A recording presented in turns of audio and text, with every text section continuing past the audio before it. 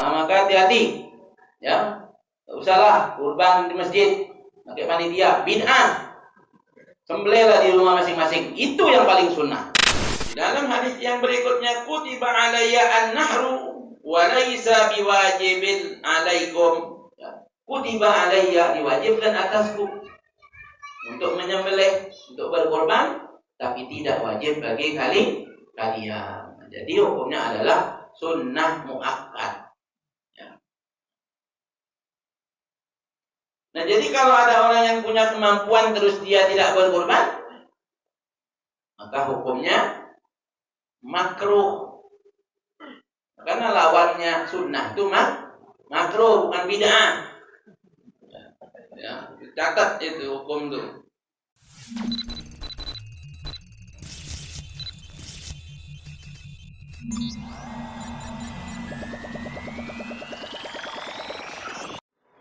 Ini halaman 235 jilid yang kedua. Jilid yang kedua kitabnya. Di sini kan ada 2 jilid kitabnya di sini. Jadi jilid yang kedua. Pasal yang menjelaskan tentang korban. Nah, ini korban. Ya, ini mau korban kita nih bentar lagi. Undangannya sudah di-share, ajakannya. Ya, tinggal lagi pesertanya yang belum. Ya. Nabi SAW di dalam salah satu hadisnya, Nabi bersabda, "Man wasa'a wa lam yudhahi fala yaqrabanna musallana." Kata Nabi SAW, orang yang memiliki kelapangan, apalagi sawit naik nih harganya. Ya. Sawit harganya naik nih. Man wasa'a wa lam yudhahi. Tapi dia tak mau berkorban, dia punya kelapangan. Tapi dia tak mau berkorban, fala yaqrabanna musallana. Jangan dekat-dekat. Dengan apa? Dengan tempat sholat kami. Tuh. Bil taqallal, taqaddam, ya bil. Maju. Teman yang Ustaz Alim ni. Kau salah sini, duduk di sini. Dia duduk di sini lah. Duduk di sini. Jawab. Jadi kalau kita punya kemampuan, maka berkorbanlah. Ya, berkorbanlah. Betul. Ya. Hukum daripada korban ini adalah sunnah. Ya, sunnah. Al-udhiyah bitasydid, ya, bitasydidil ya. Jadi membacanya itu udhiyah. Udhiyah, ada ya. Ya tasydidnya ya. Udhiyah. Wa ma yatbahu minan na'ami taqarruban ila Allah yaumal 'id wa ayyamut tasyriq. Jadi tujuan daripada kurban, ya. Jadi kurban itu adalah menyembelih an-na'am. Na'am binatang ternak. Ya. Onta, sapi, kerbau, kambing. Itu yang disyariatkan. Kapan disembelihnya? Ya, tujuan nyembelihnya adalah taqarruban, untuk mendekatkan diri kepada Allah. Kapan? Di hari Id. Hari Id. Nanti akan sampai pembahasannya. Tapi kalau ini ana baca baris per baris, kayaknya butuh 3 kali pertemuan. Tapi ya nanti ana ringkaskan saja, ya, pembacaannya. Hari Id dan ayyamut tasyrik, dan hari-hari tasyrik, yaitu tanggal 11, 12, 13 Dzulhijjah. Nah, nanti kalau sampai pembahasannya ini ada, tapi kita majukan aja pembahasannya, ya, karena sudah kepalang disebut di sini. Jadi waktu penyembelihannya adalah hari Id. Kapan? Setelah terbit matahari. Ya, dalam satu pendapat. Dalam pendapat yang lain, ketika matahari naik ukuran 1 tombak. Dalam pendapat yang lain, ketika terbit matahari dan telah berlalu masa, setelah berlalu waktu yang cukup untuk melaksanakan 2 rakaat salat Id dan 2 kali khutbah. Nah ini ya pengertiannya begitu. Nanti ada dalilnya ya, pada bagian ini pembahasannya nanti ada. Ada hadis Nabi SAW yang menyebutkan bahwa orang yang berkurban sebelum melaksanakan salat Id maka fala udhiyatalah. Siapa orang yang menyembelih sebelum salat Id maka dia belum berkurban. Maka itu dihitung sedekah. Nah, namun di dalam madhab al-Imam Asy-Syafi'i ini, ya ini catat, di dalam madhab al-Imam Asy-Syafi'i yang menjadi patokan itu adalah waktunya, bukan pelaksanaan sholatnya. Artinya kalau sudah berlalu waktu yang cukup untuk melaksanakan 2 rakaat sholat Id dan 2 kali khutbah, maka boleh dilakukan penyembelihan baik sholat ataupun belum sholat. Nah, itu dalam madhab Syafi'i. Namun di dalam madhab Imam Malik, Imam Ahmad bin Hanbal, tadi nanti berlandaskan hadis yang tadi juga. Tapi ada hadis yang lain lagi nanti itu, ya, menyebutkan bahwa harus setelah sholat. Jadi harus setelah sholat. Terus bagaimana kalau yang nggak sholat? Apa nggak boleh kurban? Nah, maka pendapat saya di dalam madhab Imam Syafi'i ini yang muhtamad, ya, yang dipegangi di dalam madhab Imam Syafi'i bahwa telah berlalu waktu daripada salat 2 rakaat dan 2 kali khutbah. Berakhirnya kapan? Berakhirnya sampai masuknya waktu maghrib tanggal 13 Dzulhijjah, maghrib selesai. Nah, jadi ada 4 hari menyembelih ini. Ya. Tanggal 10, 11, 12, 13. Nah, jadi tidak mesti dihabiskan di tanggal 10 semua. Tapi tanggal 10 itu pula tanggal merah biasanya kan. Nah, ini kata kabarnya mudah-mudahan enggak benar. Kabarnya mau dihilangkan. Kabarnya libur Idul Adha ini kabarnya. Ya kabarnya mudah-mudahan salah. Ya mudah-mudahan salah. Ya, kabar-kabarnya kadang-kadang banyak yang tak benar kabarnya ya. Jadi jangan langsung percaya. Walhasil kalaupun itu kita ngambil cuti bila perlu ya, untuk ibadah. Ya, untuk ibadah. Kenapa kita nggak ambil libur kan begitu? Tapi mudah-mudahan tetap libur. Kemudian yang berikutnya adalah wa yuqalu laha dhahiyyah. Sudah disebut tadi yaitu kurban. Ya, dalilnya adalah selain ijma' adalah firman Allah Subhanahu wa taala wal budna ja'alnaha lakum min sya'airillah, dan dijadikan al-bud ini al-budna yaitu onta bagi kalian ya. Untuk apa? Sebagai syiar-syiarnya Allah. Artinya menyembelih unta di antaranya. Di antaranya dalil yang lain adalah surah Al-Kautsar yang sering kita baca itu. Kenapa sering dibaca? Karena paling pendek. Sholat inna atau inna adalah surahnya. Ya, 3 ayat inna atau inna Al-Kautsar. Fasalli li rabbika wanhar. Ayat yang kedua, salatlah dan menyembelihlah.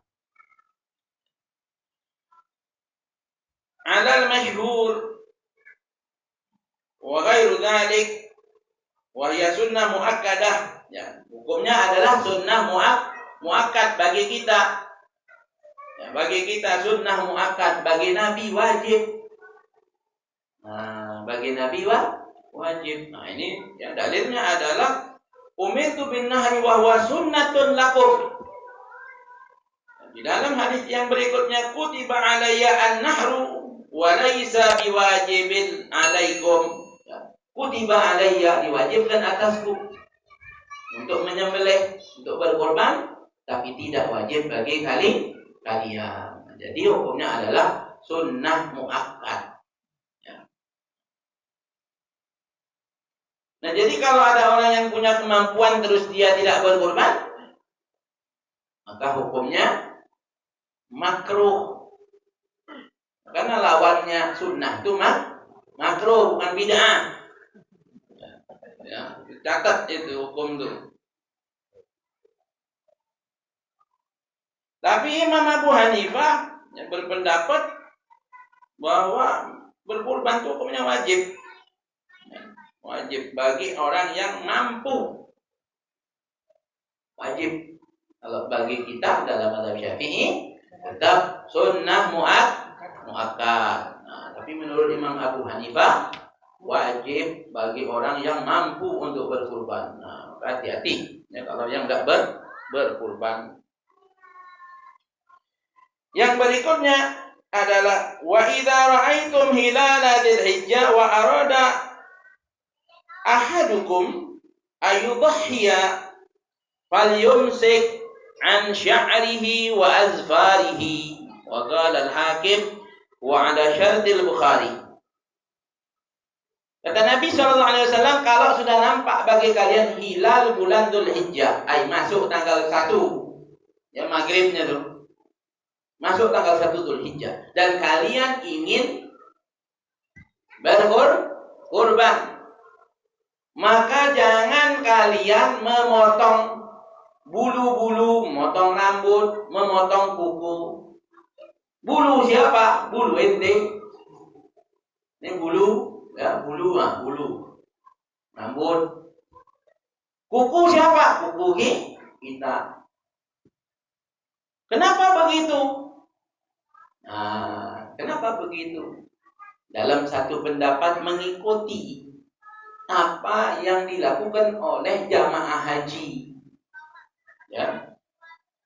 Di Makkah sana, jamaah haji itu kalau sudah pakaian ihram maka haram nyukur bulu, motong kuku, itu termasuk larangan di dalam ihram. Nah, maka kita menyerupai mereka.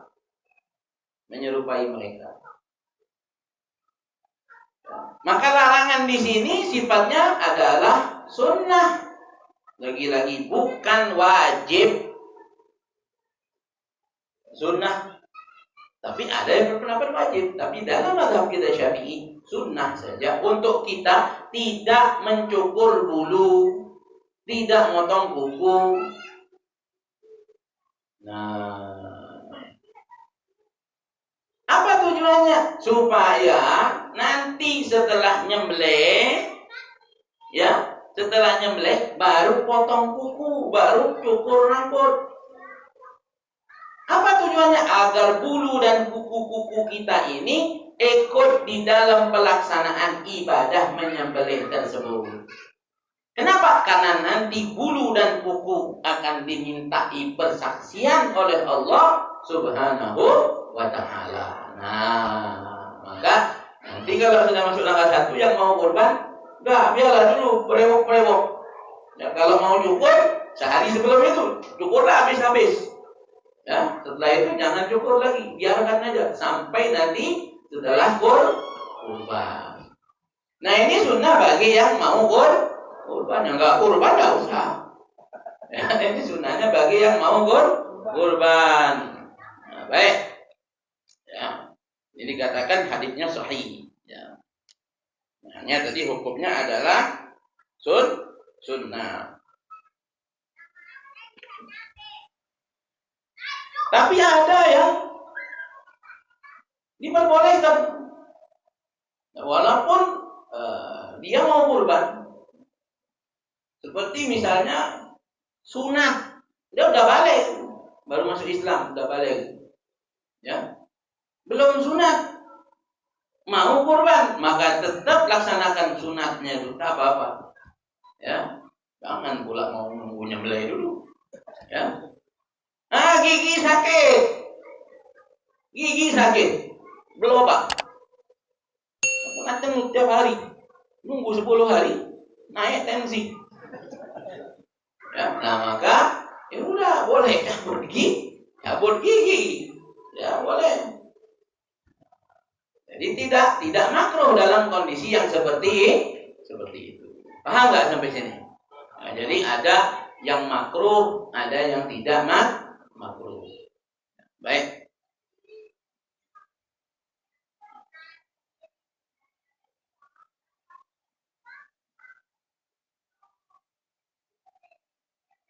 Nah, adapun pelaksanaan daripada kurban ini juga dihukumi dengan sunnah kifayah. Apa maksudnya sunnah kifayah? Yakni jika salah seorang anggota keluarga di dalam satu rumah, dia telah melaksanakan ibadah kurban ini, maka yang lainnya terlepas dari hukum makruh.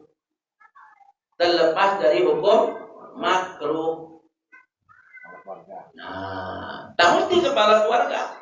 Nah, siapapun yang ada di dalam rumah tersebut, kalau dia di antara mereka salah seorangnya sudah melaksanakan kurban, maka yang lainnya terlepas daripada hukum makruh.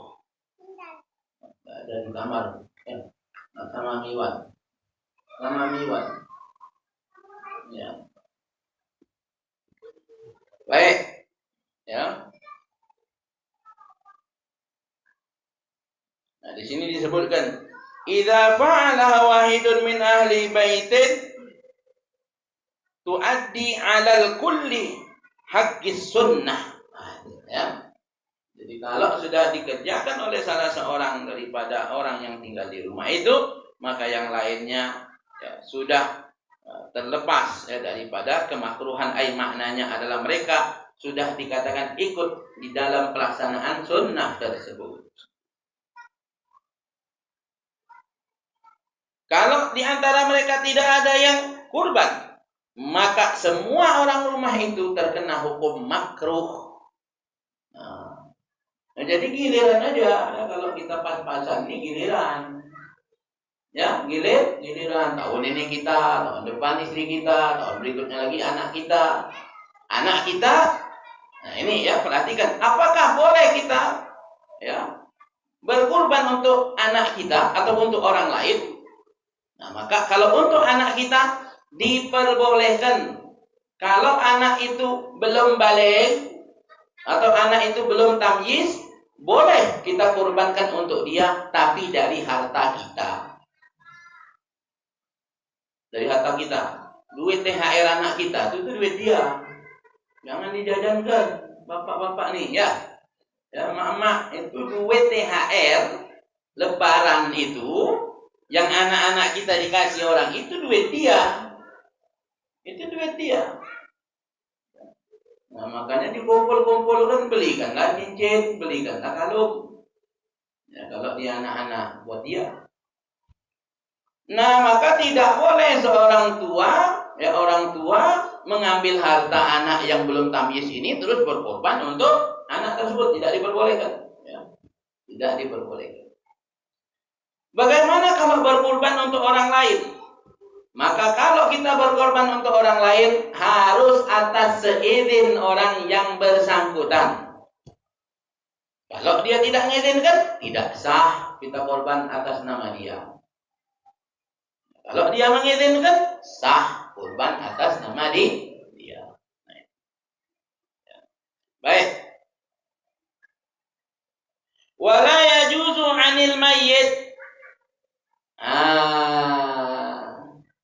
Tidak diperbolehkan, tidak sah kurban atas nama mayit. Ini pendapat yang muktamad di dalam mazhab Syafi'i.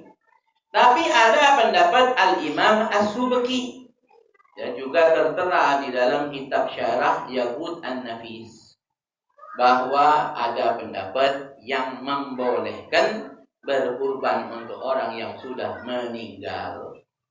Tapi ini tak muktamad. Yang muktamad tidak boleh.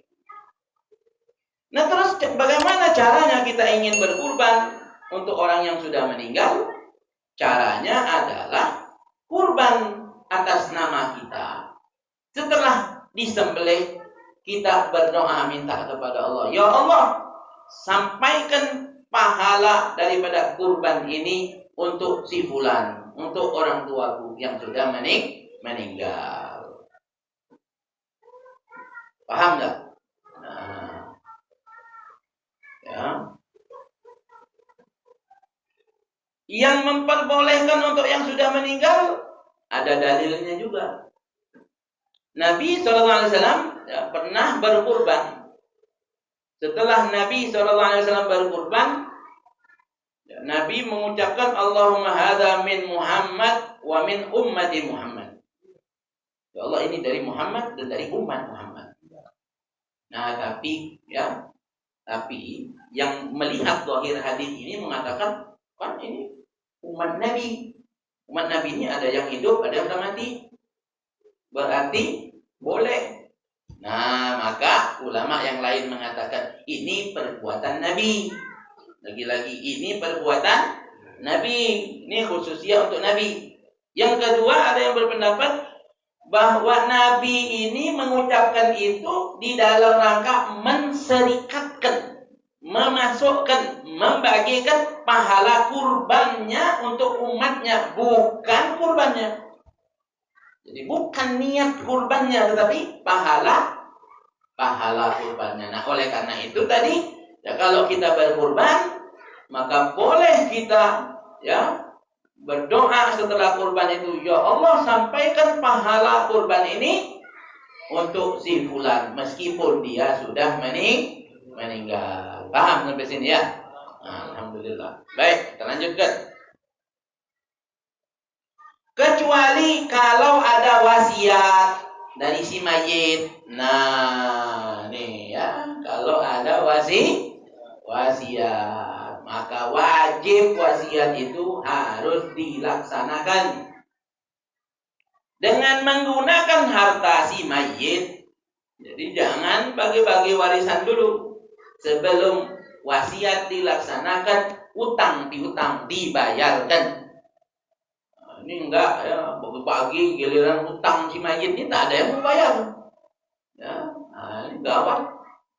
Jadi kalau dia ada wasiat, ada nazar, maka wajib untuk dilaksanakan. Nah, orang yang melaksanakannya,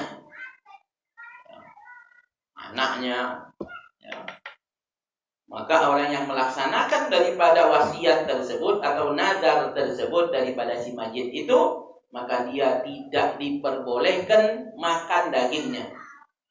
Dia dan orang-orang yang ditanggungnya. Kenapa? Sebab orang ini mewakili si mayit. Jadi statusnya itu menggantikan si mayit di dalam melaksanakan nazarnya. Nah, maka jadi kalau kurban nazar itu orang yang berkurban dan orang-orang yang menjadi tanggungan orang yang berkurban diharamkan untuk memakan dagingnya. Kalau dia mendapatkan daging tersebut, maka dia wajib untuk menggantinya supaya sah kurbannya. Oh, dia dapat bagian daging, dia makan, baru tahu besok lusa. Baru tahu bahwa tak boleh makan daging kurban nazar. Berapa kilo kemarin? 3 kilo. Dia beli di pasar 3 kilo. Lantas dia sedekahkan 3 kilo itu. Maka menjadi sah kurbannya. Ya, kalau dia tidak ganti, maka tidak sah kurbannya. Paham ya? Nah, ya, jadi hati-hati. Makanya hati-hati ya. Terutama para peserta, para pelaksana daripada ibadah kurban ini hendaknya paham. Panitia terutama tahu dia bahwa di antara orang yang kurban ini tidak ada yang bernazar. Ini yang penting. Kalau dia ada bernazar, maka dia jangan diambilkan bagian dari hewan kurban dia. Tapi dia boleh terima bagian dari hewan kurban orang lain, ambil dari bagian yang lain. Baik. Ya. Kemudian diperbolehkan ya, berkurban itu dengan domba. Ya, domba ini umurnya 1 tahun atau sudah kopak. Nah, kopak ini apa? Tanggal gigi depannya. Nah, kupak. Nah, tanggal gigi depan.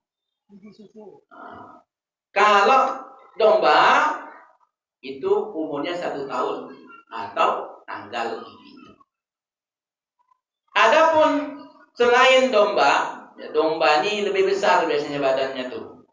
Adapun kambing yang lain, kambing kacang, kambing kampung, kambing apa aja terserah namanya, pokoknya kambing.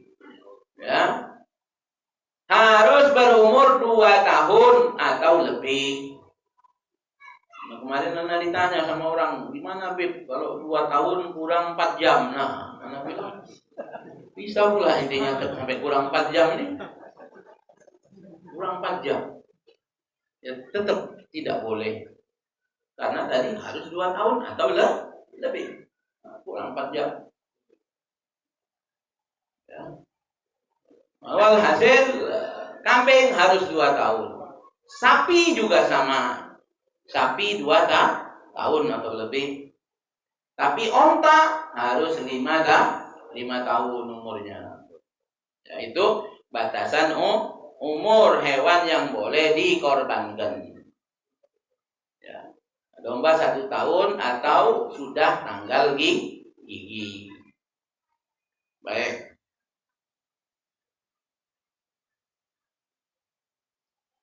Wa yujzi'u al-badana ala sab'atin.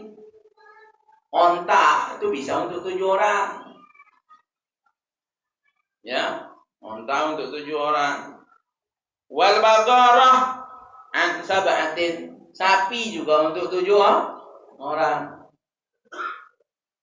Wasyah an wahidin. Adapun kambing untuk 1 orang. Nah, ya. Nah, jadi ini apa? Ada dalilnya, bukan enggak ada dalilnya. Ya. Tapi kalau ada orang duitnya banyak, dia mau kurban sapi untuk dia sendiri, boleh, bagus, itu paling afdal. Serius, ya. Itu yang paling afdal. Wah, tajir, anak sendiri sapi, ya. Bagus, mantap itu. Ya, itu yang bagus. Itu yang bagus. Kita ini kan karena pas-pasan, makanya sapi bertujuh. Walaupun ya karena memang ini diperbolehkan.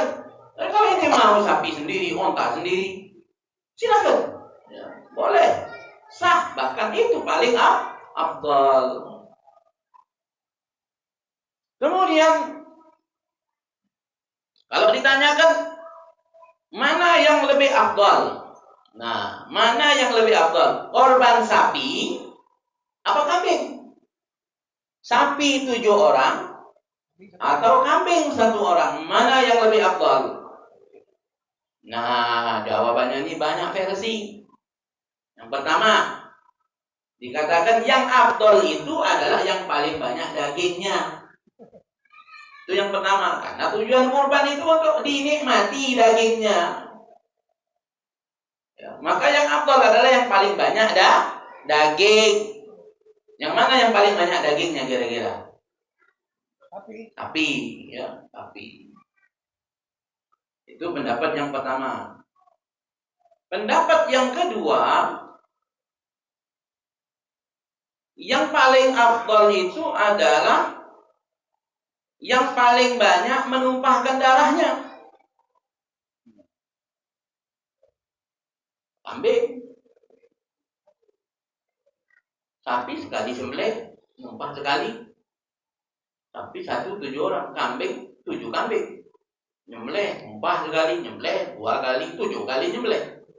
Maka menurut hadis yang Nabi SAW bersabda bahwa tidak ada ibadah yang afdal di hari ini melainkan menumpahkan darah, maka dari hadis ini dalilnya yang paling banyak menumpahkan darah 7 kali sama sekali, mana yang lebih afdal? Ya 7 kali. Nah, ini pendapat-pendapat. Ya, silahkan. Ada lagi yang berpendapat kambing yang lebih afdal. Kenapa? Karena Nabi berkurban dengan kambing. Tidak ada riwayat Nabi berkurban dengan unta. Tapi lagi-lagi itu perbuatan Nabi. Ada lagi yang mengatakan yang paling afdal adalah unta. Setelah itu sapi dan seterusnya, kambing dan seterusnya dan seterusnya.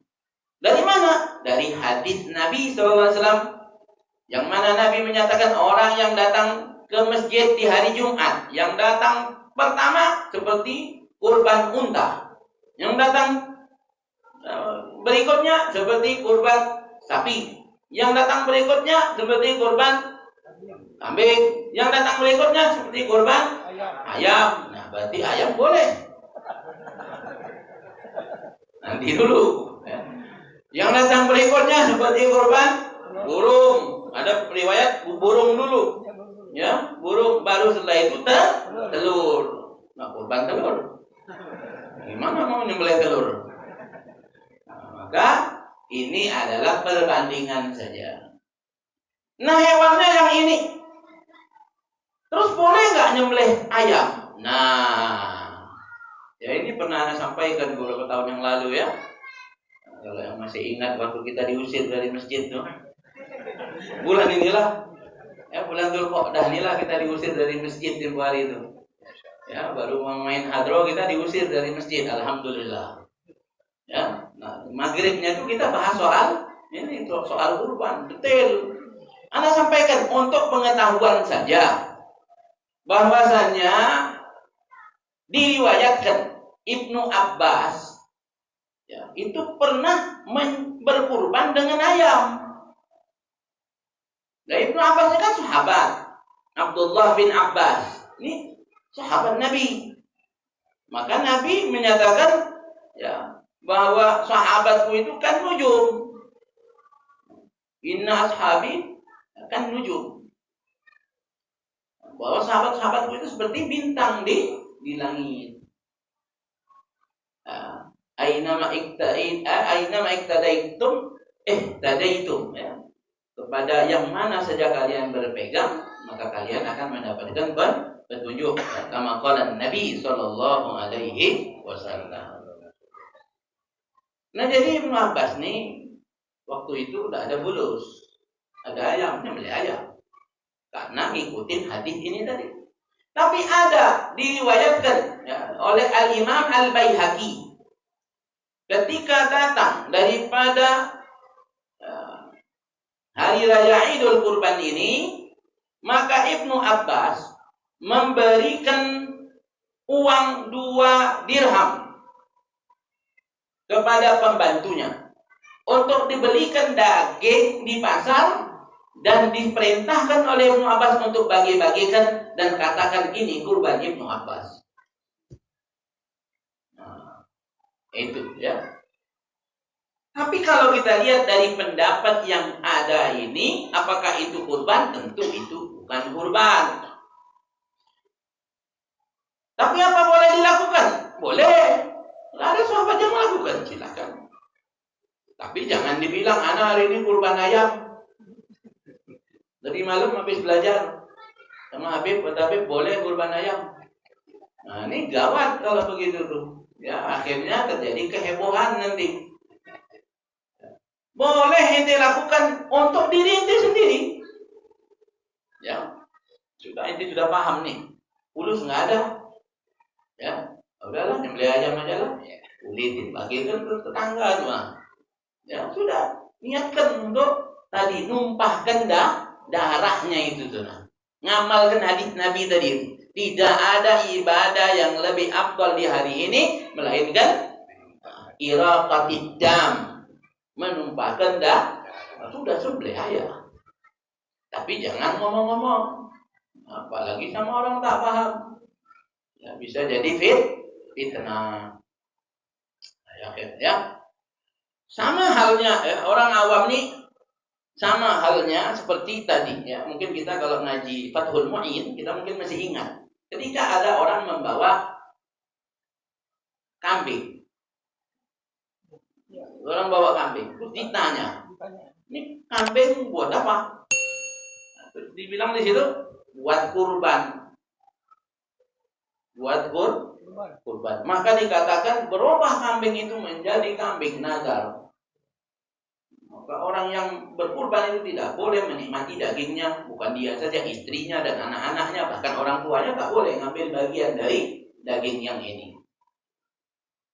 Itu salah satu pendapat. Tapi ada pendapat yang lain, ya, bahwa yang seperti ini susah untuk dipahami oleh orang awam. Ya. Pendapat yang lain lagi menyatakan bahwa ya kalau sekedar kabar, mengkhabarkan, maka tidak menjadi nadar dong. Karena biasanya nadar itu disertai dengan niat. Ya, ini bernadar kenapa? Begini, mau kurban nanti. Ya. Maka ada niat di dalamnya.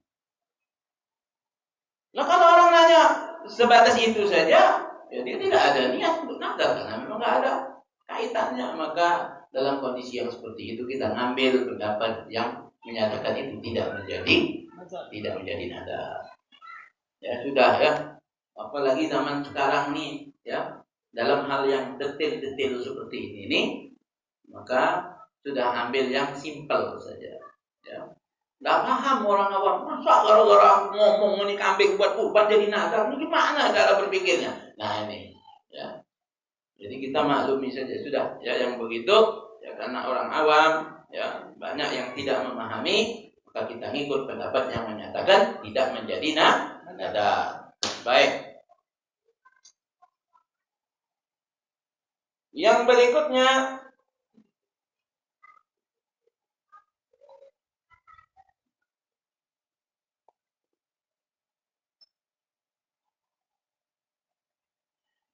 nah tadi bahwa kambing itu untuk satu orang. Ya. Jadi kalau ada yang berpendapat kambing untuk satu keluarga, maka ini pendapatnya salah. Ya, pendapatnya salah. Kambing untuk satu orang.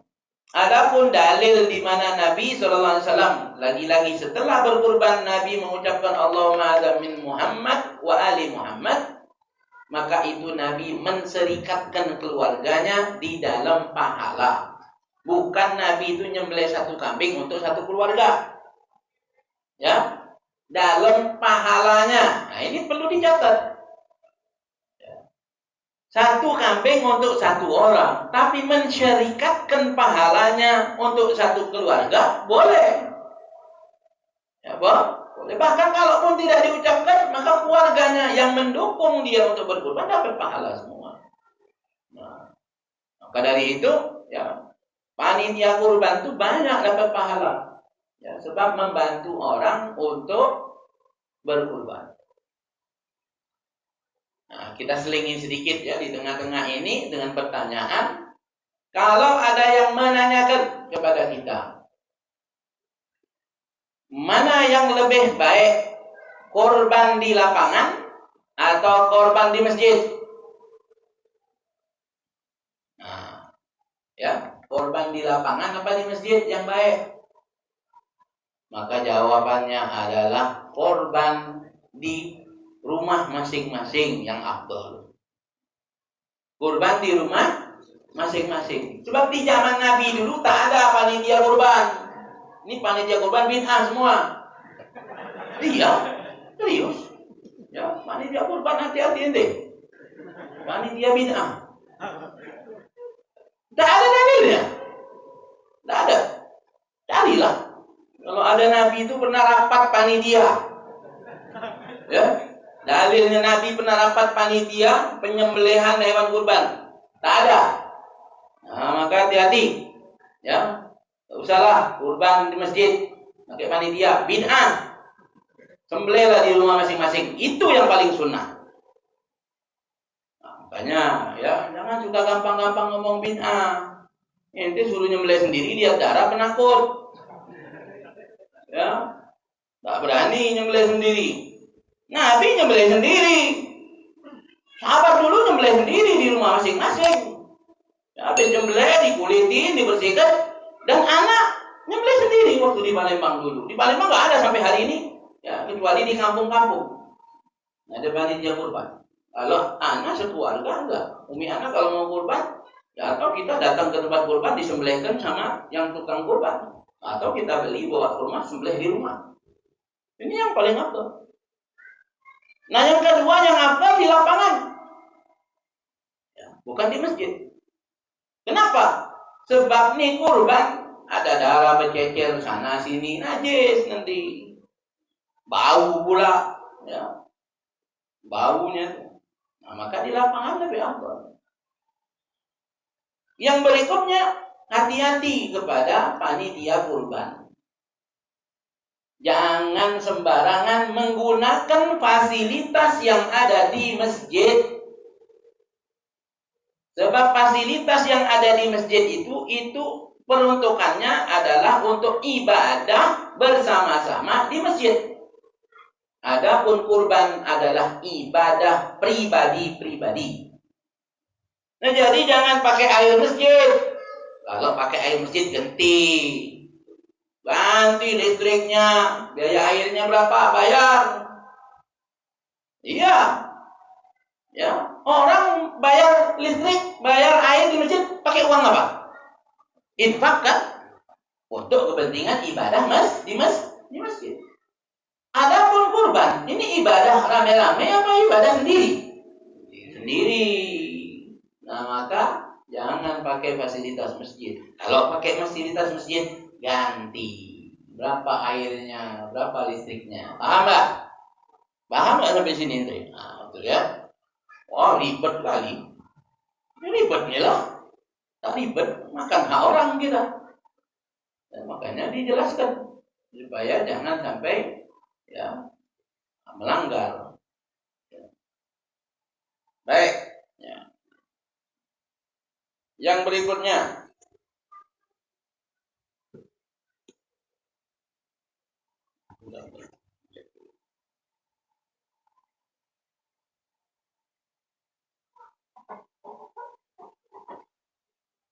baik, ya. Yang berikutnya adalah wa'lam annahu la farqa fil ajza'i bainal untha wad dzakar. Nah, ini, ya. Tidak ada bedanya kurban itu mau pakai yang jantan apa yang betina. Ini paham mesti. Kita jangan kalah pintar sama tukang pedagang kambing. Pedagang kambing ini kalau sudah mau kurban ini naik harga. Tapi yang kambing betina tetap. Kambing jantan, naik. Ya, hitungan hari naik. Di sini disebutkan, nah jangan ragu. Makanya anak bikin player itu ada kambing betina kurbannya juga. Mungkin ada yang merasa aneh. Mana Habib ini bikin hukum sendiri? Enggak, ya. Enggak, ini baca di kitab-kitab fikih itu, ya, dijelaskan, tak ada beda. Mau jantan, mau betina sama. Nah, hanya tadi nanti dibahas di sini nih, ya. Tapi yang lebih afdal yang jantan. Kenapa? Yang jantan karena dagingnya di sini dikatakan atyabul lahman, lebih enak dagingnya menurut pendapat ini. Tapi di sini dilanjutkan wa naqlu an Syafi'i, dan telah dinukil wa naqala an Syafi'i.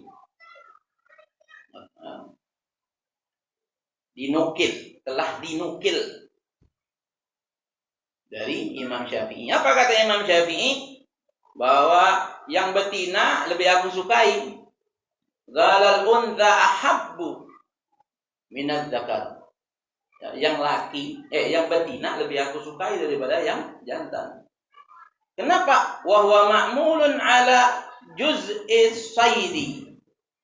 Karena dikiaskan kepada hewan buruan. Hewan buruan di zaman itu, di sana, itu kalau yang betina mahal. Nah, kita kan enggak terbalik. Nah, memang tadi ada pendapat yang mahal yang lebih afdal.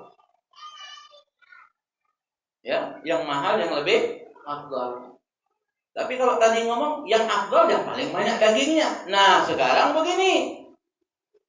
Sama-sama 2,5 juta. Kambing jantan 2,5 juta berat 30 kilo. Kambing betina 2,5 juta berat 60 kilo. Mana lebih banyak dagingnya? 60 kilo. Nah, ya akhir. Jadi jangan ragu-ragu lagi yang mau kurban. Ya, tidak usah malu-malu. Tulislah di situ. Mau yang jantan atau yang betina, di sini sudah dikatakan sama. Tidak usah takut, tidak usah malu. Oh, malu milih yang 2 juta, kenapa enggak? Tidak apa-apa. Yang 2 juta itu yang betina. Dan itu beratnya biasanya lebih berat daripada yang jantan. Kita cari. Dan yang lebih afdol lagi adalah yang belum bunting. Masih perawan. Nah, itu yang mantap. Nah, memang kambing ada yang perawan disuruh cari. Bukan yang janda. Itu urusan kambing. Ya, ini urusan kambing. Nah, makanya Nabi itu nganjurkan kita menikah dengan yang masih perawan. Kenapa? Karena masih bisa diajak tulaib, main-main masih ya. Kalau yang janda itu sudah pengalaman. Ya. Paham nggak maksudnya? Ya. Nah, ini cuma menghubungkan antara kambing saja. Ya. Tidak ada ini yang lain-lain. Ya. Masalahnya soal kambing saja begitu. Ya. Li'annaha aktsarul qimah, aktsaru qimah. Baik, ya itu alasan Imam Syafi'i lebih menyukai kambing betina. Ya. Baik, ya itu.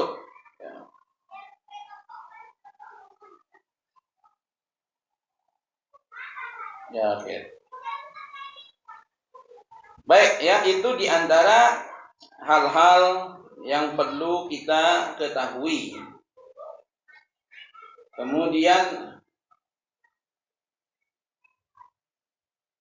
ya hewan yang boleh dikorbankan itu adalah hewan-hewan yang tidak cacat. Ya, tidak cacat. Apakah boleh berkorban dengan hewan yang hamil? Boleh. Ya, walaupun ada yang mengatakan tidak boleh, tapi yang mu'tamad boleh. Yang mengatakan tidak boleh itu alasannya sebab hewan hamil itu kurus kata dia. Tapi yang mengatakan boleh, lihat dulu, tidak seluruh hewan hamil itu kurus. Biasanya hewan hamil itu ada yang gemuk. Kalaupun kurus, maka daging janinnya dapat menutupi daripada kekurusannya. Nah, itu pendapat ya. Pendapat itu perbincangan. Jadi sini menunjukkan bahwa daging janin itu boleh dimakan. Kalau kita sembelih induknya, kemudian kita dapatin janinnya meninggal, maka halal. Kalau kita sembelih induknya, kemudian waktu kita bersihkan kita dapat janinnya masih hidup, sembelih lagi. Nah, cuman kan memang geli makan daging janin itu ya. Masih merah-merah tuh kan. Tapi kabarnya itu obat kuat. Ya, diam-diam aja. Ya, diam-diam aja. Tapi anak walaupun sudah 6 bukan karena makan itu, bukan. Ya, bukan karena itu. Ya, tapi kalau mau nyoba apa salahnya? Ya, tapi ada orang yang nggak kuat dia makan daging janin ini mencret-mencret karena panas. Ya, panas. Maka nggak usah dimakan. Ya, kalau yang nggak kuat, nggak cocok sama dia punya perut. Ya, ya, Sir. Ya. Hewan yang boleh dikorbankan tidak boleh cacat. Ya. Apapun tidak boleh cacat. Kecuali cacat yang tidak begitu kentara. Kupingnya ada sompel sedikit, tapi kalau dilihat dari jauh itu nggak kelihatan, maka boleh. Tapi kalau sompel yang separuh, nggak boleh. Kelihatan kupingnya hilang separuh, nggak boleh. Ya, kuping ini berarti boleh dimakan. Nah, itu ya, makanya Kalau dia tadi tidak ada kuping, tak sah. Berkurang dia punya daging. Matanya tak boleh hilang satu. Mata kambing. Di sini dijelaskan, Anda tak bacakan aja ya. Kalau dibacakan bisa 2-3 kali pertemuan majelis ini ya. Maka Anda singkatkan saja. Mata kambing ini enak dimakan. Nah, di sini disebutkan di kitab nih. Makanya Anda suka ngajak ini makan mata kambing. Ente geli-geli makan mata kambing. Ya, macam bakso. Itu mata kambing itu. Makanya mata kambing itu kalau kambing itu tak bermata, tak sah kurban. Ya. Nah, kemudian kalau yang merusak itu cuma tanduknya tapi tidak terkena pada dagingnya, intinya adalah tidak mengurangi daging, maka yang seperti itu masih tetap diperbolehkan untuk digunakan sebagai hewan kurban. Baik, yaitu di antara hal-hal yang berkaitan dengan kurban. Yang berikutnya, banyak yang mempertanyakan tentang apakah kulitnya boleh dijual. Ya, kemudian berapa batasan paling sedikit daripada pembagian daging kurban? Nah, ini penting. Ya. Paling sedikit pembagian daging kurban itu adalah batasan di mana daging itu ada harganya. Jangan pula segini ya, tai gigi aja tak cukup. Ini dibaginya. Tai gigi aja tak cukup. Minimal berapa? Minimal daging lu kalau di pasar 1 on. 1 on tuh ada harganya nanti. Ya di pasar tuh se-ons itu minimal 1 ons. Nah, ini mungkin baru kita dapetin ya. Ya minimal 1 ons itu ada qimah, ada harga. Kalau nggak ada harga, ya nggak sah pembagiannya. Bikin sakit hati malah. Ya, bikin sakit hati. Kurang ajar ngaji segini ya. Jadi paling sedikit 1 ons, paling banyak boleh diberikan seluruh daging korban itu untuk 1 orang, boleh. Boleh. Itu paling banyak. Berikan untuk 1 orang, udah selesai. Jadi tidak mesti juga dibagi-bagi setengah on 1 kilo masing-masing, nggak mesti. Ya, tidak mesti begitu. Jadi paling sedikit tadi 1, paling banyak semuanya. Boleh diberikan untuk 1 orang. Nah, artinya orang ini ya setelah dia menyembelih sebetulnya aturan yang disunahkan itu adalah dibagi 3.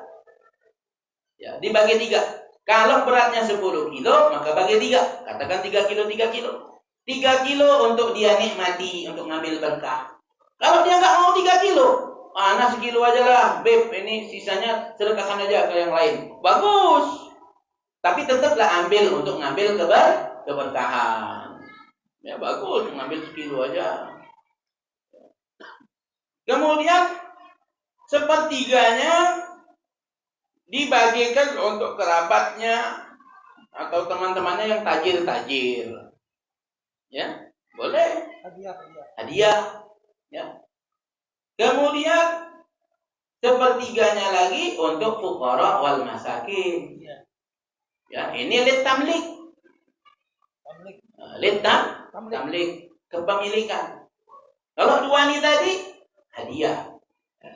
Nah, jadi kalau yang 2 kelompok ini dirinya dan orang-orang kaya, kalau dia dapat bagian, maka tidak boleh dia jual.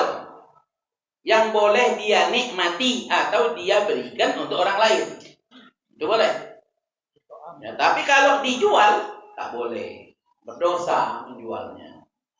Adapun fuqara wal masakin, maka mereka kalau sudah diberikan daging itu untuk mereka, mau mereka apakan saja boleh. Ya, itu namanya tamlik tadi, kepemilikan. Mau dimakan, mau dijual, mau diapakan terserah dia. Ya, itu sudah punya dia. Boleh dia mau jual. Ya. Nah, sekarang boleh nggak kurban pakai duit? Kan repot. Nah, belum lagi ada yang kena tendang sapi. Belum lagi sapinya berlari. Mau uber-uberan nyari sapi. Jadi boleh nggak kurban ganti pakai duit? Boleh nggak? Sepakat dulu. Boleh apa enggak? Nggak boleh. Nah, makanya jangan suka dikit-dikit pakai duit, dikit-dikit pakai duit. Ya, memang di tempat kita nih bil fulus kullu syai'in itu mulus memang. Ya. Yang hitam jadi putih, ya. Yang keriput jadi mulus, bil fulus semua itu. Ya. Tapi jangan pula kurban nih mau diganti pakai duit. Nah, makanya ya zakat fitrah tak usahlah diganti pakai duit. Berfitrahlah pakai beras. Lama masih ada orang yang mau makan beras. Tak tahu kalau sudah berubah jadi makan duit semua. Pakailah duit. Ya. Nah, kalaupun mau pakai duit ikutin aturan. Ya, jangan sampai zakat fitrah kita itu tidak sah menurut Imam Syafi'i dan tidak sah menurut mazhab Imam Abu Hanifah yang membolehkan pakai duit. Ya. Nah, ini hati-hati. Makanya kemarin anak waktu sampaikan ini, kalau begitu Beb, zakat fitrah saya kemarin kurang. Kenapa? Dia zakat fitrah pakai duit, hitungannya ngikut Imam Syafi'i 2,8 kilo, itu udah paling afdol lah itu ya. Memang hitungan nih tadi. Nabi itu pakai takaran, kita pakai timbangan, tentu berbeda-beda. Makanya gak ada yang sama menentukan satu mud itu berapa tuh, gak ada yang sama. Yang 2,6, 2,5, 2,7, 2,75, 2,8. Ya, gak ada yang sama. Kenapa? Karena Nabi takaran. Nabi pakai takaran tangannya. Kita pakai timbangan, ya itu berbeda akhirnya. Nah, sudah 2,8. Ya. Dia zakat fitrah pakai duit 2,8. Sedangkan di dalam mazhab Imam Abu Hanifah hampir 4 kilo, 3,8. Dia 2,8. Selisih berapa kilo? 1 kilo. Di dalam mazhab Imam Abu Hanifah, zakat fitrah itu dilakukan dengan kurma. Ya, kita mazhab Syafi'i makanan pokok tempatan. Nah, enak sekali kita nih 2,8 kali 10 kilo, 28 kilo. Coba pakai kurma. 3,8. 4 kilo lah katakan. Ambil kurma paling murah. Kurma apa paling murah? Bukan, bawah sukari ada lagi. Khalas sekilo 30.000. Nah, 120.000, dia cuma 28.000. Anda bilang kurang 100.000, keluarkan ente. Keluarkan, Anda suruh keluarkan duit lagi 100.000 untuk dia penuhi itu standar di dalam mazhab Imam Abu Hanifah. Nah, nanti ya daripada zakatnya ditolak dalam mazhab ini, ditolak dalam mazhab Imam Abu Hanifah, dalam mazhab Syafi'i ditolak. Sudah, ya makanya jangan dikit-dikit mau pakai duit, ya. Soal kulit, maka kulit tidak boleh dijual, tidak boleh dijadikan sebagai upah pemotongan, tidak boleh. Kalau pemiliknya menginginkan, anak nih kurban, anak pengen kulitnya, maka boleh anak ambil itu, tapi tidak boleh dijual. Ya, boleh digunakan, mau bikin jaket, mau bikin sepatu, ikat pinggang boleh. Tapi kalau dibikin rebana, kemudian rebananya disewakan, tetap tidak boleh. Nah, itu ya, bikin rebana. Kalau beduknya untuk masjid boleh, diwakafkan untuk masjid boleh. Tapi kalau disewakan, nah itu tak boleh. Ya, jadi kenapa? Karena dia ngambil untung dari situ. Disewakan tidak boleh. Nah, ya kulit ini sebetulnya banyak yang suka asal sudah dibersihkan. Nah, bagaimana kalau bisa diusahakan ya untuk kepanitiaan itu ada bagian pembersih kulit. Kulit itu kalau udah bersih nggak ada yang nggak mau kayaknya. Ya, karena malas saja membersihkannya itu kan. Itu kalau sudah dibersihkan, dimasak enak itu. Atau dijemur nanti dibikin kerupuk kulit. Nah, ya, jangan. Tapi ada pendapat di dalam mazhab Imam Abu Hanifah, lagi-lagi beliau menyatakan boleh dibarter. Bukan dijual, dibarter. Dibarter dengan sesuatu yang bisa dimanfaatkan. Dibarter dengan timba. Ya, keboan buat di masjid, buat apa. Pokoknya yang bisa dimanfaatkan. Ya, saringan apa-apa begitulah. Nah, dibarter. Tapi ini pendapat dalam mazhab Imam Abu Hanifah. Adapun di dalam mazhab Imam Syafi'i sama sekali tidak boleh menjual ya kulitnya atau dibarter, itu samalah. Ya, barter itu istilah lain jual beli. Ya. Bedanya barang sama barang. Ya. Nah, jadi ya tidak usah dibarter. Caranya bagaimana? Caranya kalau ada di antara kita atau panitia yang tidak mampu, kan semua yang ikut panitia itu macam-macam, ada yang tidak mampu. Atau kita tahu ada orang yang tidak mampu di kampung kita. Kita kasihkan kulit, tapi jangan kulit aja. Kulit aja tidak mau kawan lu. Kasih kulit, kasih daging 2 kilo, memang orang tak mampu. Tadi kan, ingat yang tadi itu. Kasihkan ke dia semua pun boleh. Dagingnya kasih sama dia semua boleh. Kalau dia orang miskin memang. Tetapi sudah, karena ini tadi bagi-bagi pemerataan, ya maka kasihkan kulit sama dia, tambah daging. Nah Pak, ini kulit buat Bapak, terimalah dulu. Ini buat Bapak. Sekarang, ini Bapak mau apakan kulit? Aku tak ini, nggak tahu bagaimana. Ya sudah, kita bantu jualkan Pak. Nah, kita ambil, jualkan. Uangnya kasih sama dia. Ada begitu aja. Simpel sebetulnya. Yang penting ada yang sudah memilikinya. Baik. Kemudian daging kurban harus dibagikan dalam keadaan mentah. Kalau dibagikan dalam keadaan masak maka tidak sah. Bagaimana kalau sudah ada yang dimasak separuh? Ada berpendapat sah, separuh masak, separuh mentah. Nah, tapi ini pendapat. Sekali lagi, bagikan daripada daging kurban itu dalam keadaan mentah. Nah terus bagaimana kalau ada yang masak-masak nih, nah ya kadang-kadang masak-masak asal main comot aja. Nah ini hati-hati, yang ini diambil itu punya siapa? Ya, asal main comot aja. Ya maka tadi ada bagusnya memang kalau ada yang akikah. Waktu kurban tuh ada yang ikut akikah boleh, ya boleh. Ya kalau kurban dibagikan dalam keadaan mentah, akikah dalam keadaan masak. Tapi akikah kalau dibagikan dalam keadaan mentah juga boleh. Ya, tetap sah. Tapi kalau kurban tidak sah. Ya, kenapa? Karena memang kurban ini tujuannya dibagikan dalam keadaan mentah supaya orang bisa masak sesuka dia. Adapun akikah memang dibagikan sunnahnya dalam keadaan masak. Sehingga kalau dibagikan dalam keadaan mentah pun tidak apa-apa, orang bisa masak yang maunya dia.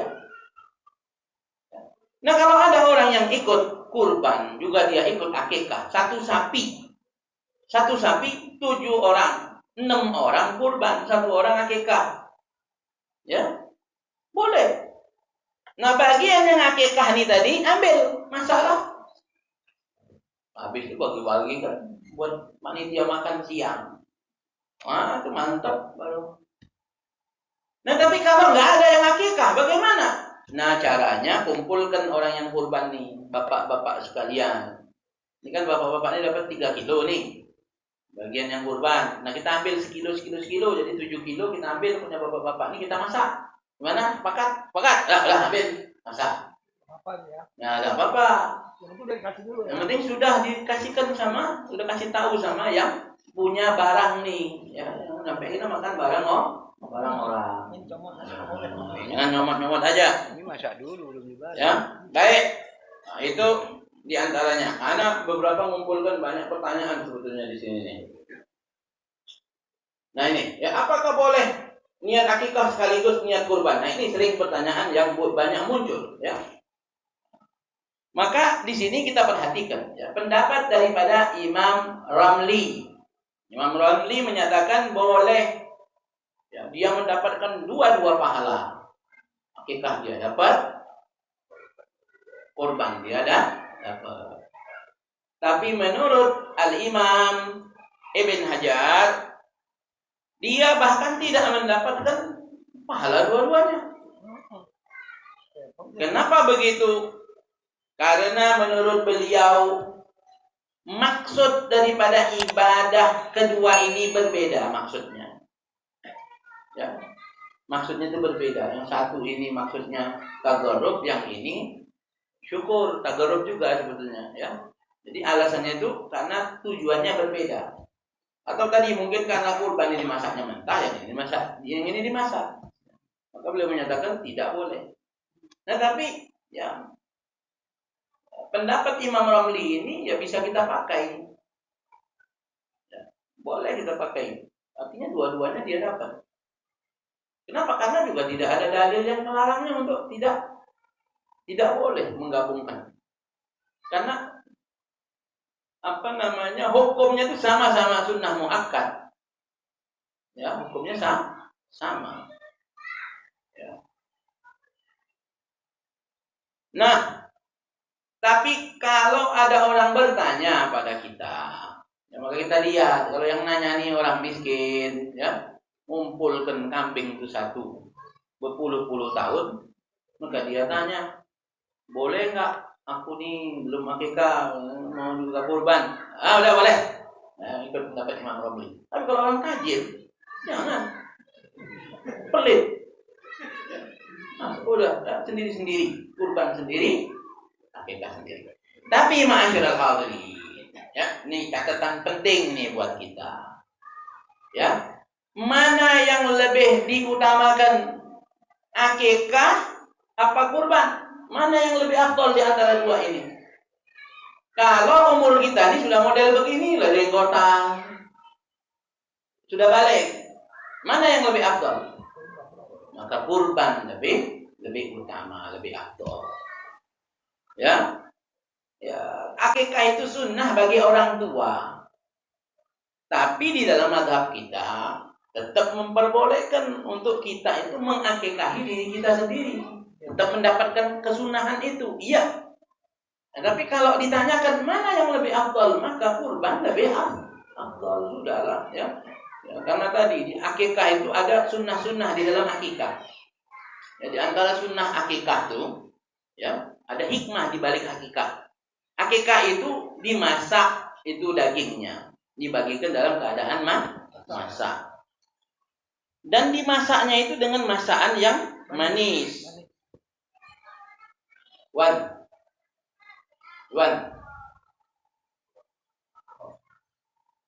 Ada Iwan di luar. Keluar sudah. Oh, ya. Bentar ya.